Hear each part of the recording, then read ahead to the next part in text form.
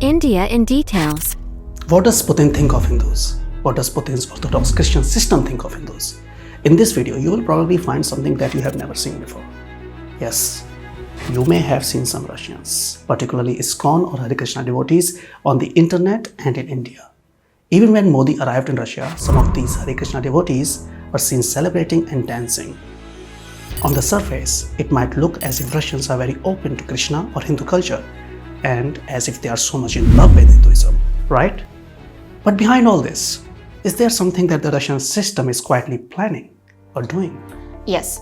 Shouldn't Indians know what plans the Putin-centric Christian machinery of Russia has for India and its Hindus? After all, why shouldn't Indians know what Putin thinks of one of the most prominent Russian websites that openly commits character assassination of Hindus by publishing terms like Hindu terrorist activities? But before I uncover something that has probably never been uncovered, I would like you to fully understand that India and Russia are considered time-tested partners. And at this moment, the partnership between India and Russia is extremely crucial for both countries and should be maintained for various geopolitical factors in the emerging multipolar world. And since India is known for its delicate geopolitical maneuvering, it is handling Russia very intelligently. And I think while maintaining their relationship with Russia, Indians should not get complacent or forget their core interests, their dignity and the possible danger to Hindus' civilizational heritage or culture or future. Yes, it is totally true that Russia, a country that is known for its long rivalry with the USA, has done several things in favor of India. Also, Russia has not colonized India, but of course the Western colonial criminal states have done that.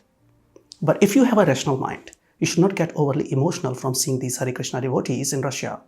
And more importantly, never forget that the number of ISKCON devotees is not likely to grow past a certain level in Russia, because it is likely that the Russian system will regulate their number if it crosses a certain threshold. After all, Russians are Russians. They know how to control their demographics. They know how to regulate their demographics, right? But as far as India's religious demographics are concerned, the situation is very different. For Russians, when it comes to religious conversion of Indians, it seems that sky is the limit. They are not just looking to convert Hindus to Russia's Orthodox Christianity. They even want to and are actively converting Indian Christians of other denominations to Russia's Orthodox Christianity. We know that the Western nations have sophisticated Christian machinery that actively seeks the total evangelization of India and the world. But on the other hand, does Putin have an Orthodox Christian system that quietly seeks cultural colonization of India too? Hold on to your seat and don't go anywhere, because you are going to find that out for yourself in this video. Please read these words carefully on the best known and most used Orthodox website in Russia. Indian mission will be the most fruitful mission in the world. And also these words: Hindu terrorist activities. Yes. Today, Russian Christian missionaries may not have the same sophisticated resources that the Western Christian missionaries have at their disposal, but it clearly seems that their intentions in India, to an extent, are not very different. And do you want to know who the editor-in-chief of Pravoslavye.ru is? It is this man, Father Tikhon. Yes, you heard that right. This powerful and influential bishop, Tikhon Shevkunov, who is personally close to Mr. Putin, is the editor-in-chief of the best-known and most used Orthodox website in Russia that publishes this extremely toxic content about Hindus. And remember, as explained here, Putin and Father Tikhon are considered close, very close. Read this carefully. Tikhon accompanying Putin on foreign and domestic trips. And by the way, do you want to know how toxic the content that this Russian website publishes is? Take a look at this. This article mentions that there are hundreds of Hindu fundamentalist organizations in India, some of whom are engaged in Hindu terrorist activities. The article mentions how all these fundamentalist organizations received the strength and support to carry out their acts against Christians of all confessions, and how these Hindu fundamentalists are openly converting Christians to Hinduism, burning churches, beating Christians, and keeping watch over Christian activities all over India. How misleading does this sound? If some people are choosing to return to their native or Hindu traditions and are rejecting the expansionism-seeking, global diversity-killing monotheistic religion, does this Russian website have a problem with that? And then see this hypocrisy. In the same article, they clearly mention the desire to convert Hindus to Orthodox Christianity. Read this. Attracting many people to Orthodoxy in India. But why this desire to convert Indians to Orthodox Christianity? Well, as explained here, a commandment given to them by the Lord and Savior Jesus Christ himself. And that is why, as mentioned here, in response to his command, they are reaching both non-Christians and even Christians of other denominations. Seems that this Russian desire to interfere in India's demographics in many ways is similar to the desire of the Western fundamentalist Christians who seek the total evangelization of the world. And now see this hypocritical attitude in the USA. On the one hand, many Americans are interested in the total evangelization of India, and then on the other hand, when the Russian Orthodox Church outside of Russia is involved in converting American Christians to Orthodox Christianity, they seem so concerned or petrified. Not only that, this assistant professor at an American university in an article chooses to use this very strong term, global culture wars, while explaining American conversions to Russian Orthodoxy.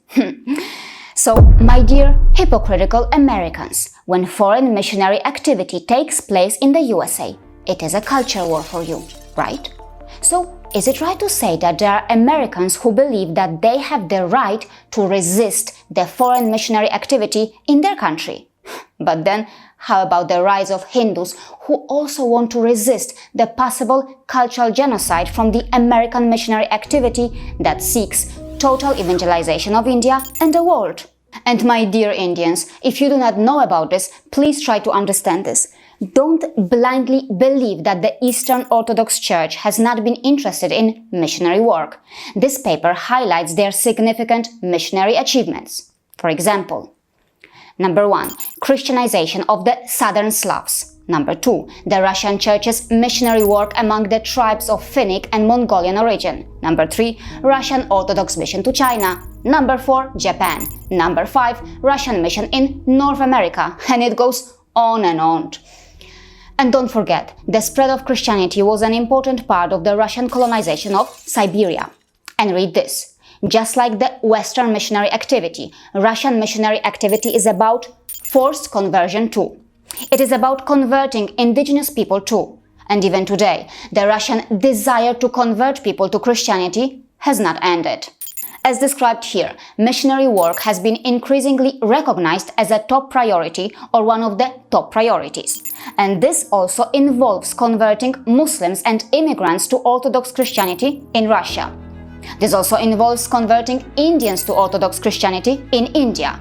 This also involves referring to their targeted people in India as pagans in an article like this, published on the Russian website whose editor-in-chief is close to Putin. I want to ask Modiji, do you think that your friend in Russia also thinks that there are pagans living in India? Is this term, pagans, not insulting to you? Can you complain about this website to your friend in Russia? Yes, Modiji, I hope this reaches you too, but how can you be not aware of this already? I want to show something more on this Russian website. See what it published here. Date February 4th, 2019. Read the headline. It is about mass conversion in India. 1,000 people being baptized into Holy Orthodoxy in India. And Modiji, read this. Date October 1, 2020. These claims are shocking. According to the article on this Russian website, even the Indian government officially recognized the quickly growing Orthodox mission. But how? Well, they try to explain that here. And Modiji, please see what is happening in Andhra Pradesh. As claimed here, Russian Orthodox mission rapidly growing, establishing hundreds of churches in South India. As you can see, these Indians are going the Russian way. And yes, they also encourage making a much-needed donation to the growing mission in India. And it is not just India. See what can happen even in a country like Pakistan. See the mentality here. Only orthodoxy is the true faith. I mean, how can anyone with this supremacist mentality say that they support inclusivity? If the Russian church can do this in Pakistan, imagine how much easier it can be for them in India. But the Russian desire to culturally colonize others is not new. History shows that very well. Should we forget the Orthodox Church and Moscow's colonial policies in Siberia? Should we forget how, while spreading Christianity among the polytheistic peoples of Western Siberia, figures of local traditional deities were destroyed? Yes, Russians may have not been as successful as the Western colonial criminal states when it comes to imperialism and the attempts to Christianize. But it doesn't mean that one should stay blind to the Russian missionary activity, Russian imperialism, and the Russification campaign. Russians wanted to colonize India too. It just did not materialize. I explained that in this video. And please, don't be naive and compare the presence of the ISKCON community in Russia to the Russian missionary activity in India. Do you even know what the Hare Krishna community has faced in Russia? Read this. European Court of Human Rights. Case of Center of Societies for Krishna Consciousness in Russia and Frolov versus Russia. Now see what is being described here. In Russia, a brochure, Watch Out for Cults, was published on the regional government's website. ISKCON was referred to as a money-greedy totalitarian cult destructive for Russian society and was accused of psychological manipulation and zombification of the youth. So, dear Russians, I want to ask you, do you think when India's Ramnath Kovind attends an ISKCON temple event or when India's Prime Minister Modi meets or praises ISKCON gurus, are they also supporting the organization that supports the zombification of the youth? There is no doubt that several Indian origin groups or organizations who may be perceived as Hindu have attracted genuinely interested followers or students around the world. But let's never forget that proselytization is not seen as a main objective in mainstream Hinduism the way it is seen in Christianity. And dear Russians, see this. How many churches have you built in India? And see this. Back in 2014, the Hare Krishna movement was still trying to build a temple in Russia as they didn't even have one. Should we forget how Soviet Krishnas were persecuted, placed in mental asylums? As described here, in 1981, deputy head of the KGB, Semyon Tsvigun, said that there are three great dangers to the Soviet lifestyle: Western culture, rock and roll, and Hare Krishna. And yes, during those times, there were Christians who were persecuted too. But let's not forget that in the post-Soviet era, Russian Orthodox Christianity has enjoyed a revival. And how on earth can any sane person compare ISKCON, which was founded just several decades ago, to Christianity, whose major denominations have, in one way or the other, participated or contributed to brutal colonial activities around the world that are linked to genocide, slavery, forced Christianization, and massacres? Tell me, did ISKCON also commit or support any genocide? Not only that, Christian denominations have also fought wars against one another, killing millions. Seriously, do you really think you make sense when you compare something like ISKCON to the violent conversion and conquest-seeking machinery of Christianity? No, I am not against people's right to convert to any religion when it is done after taking well-informed decisions. But using deceit, committing fraud, and exploiting the vulnerable global population by using toys, money, or gifts to pursue their dream of global conquest that is causing cultural genocide? No, I cannot support that. Yes, I want to explain that properly. In the end, it is about taking an informed decision versus becoming a victim of deceit. For example, when I talk to ISKCON devotees who have chosen to embrace their new spiritual path, I can easily see the solid spiritual knowledge and wisdom they have gathered about Krishna and Hinduism. It clearly shows that they have taken a well-informed decision. On the other hand, when I speak to impoverished and vulnerable people in India who have been recently converted to Christianity, and when I ask them questions about Christianity or Jesus, many of them have no clue what their denomination is and have no proper knowledge about their new religion and their new God.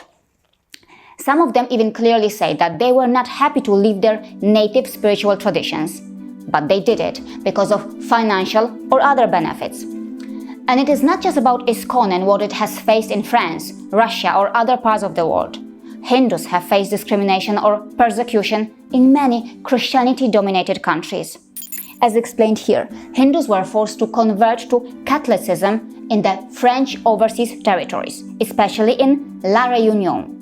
Not only that, this article, which was submitted in 2014, mentioned that Hinduism is not recognized officially as a religion in France.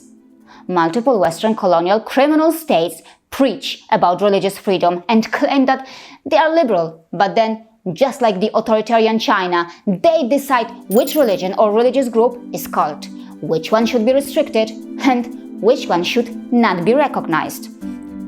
It seems clear that in a very cunning way, while maintaining their fake, shiny liberal image, the Western colonial criminal states appear to be keen to preserve their own religious demographics and their religious character. That is how careful they are about foreign influence on the religious character of their country. As far as Russia is concerned, of course, India has derived and still derives significant benefits from its long-standing ties to Russia. For 50 years, India has received plentiful supplies of mostly reliable weapons, diplomatic cover at the United Nations, and assistance with civilian nuclear technology. So yes, India should continue its partnership with Russia. It serves both countries well, at least for now. But it doesn't mean that Indians should not dare ask questions to Russia regarding all this.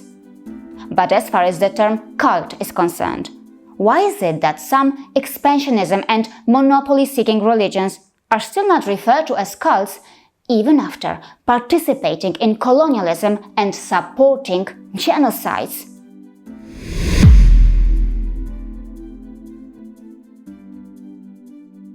See you again.